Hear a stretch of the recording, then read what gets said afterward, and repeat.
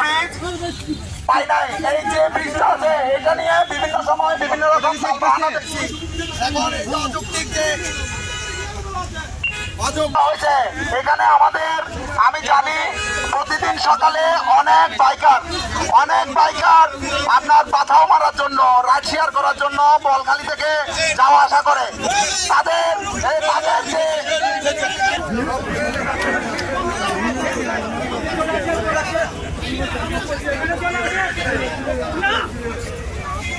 বলখালি বাইকাররা মানি না, এটার সাথে সবাই একমত আছে। আমরা মানি না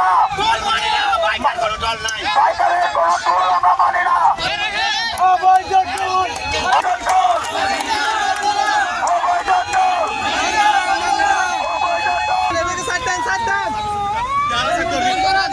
আমাদের বৈষম্য বিরোধী ছাত্র আন্দোলনে বড়খালী সমন্বয়ক শাকিল ভাই কথা বলবে।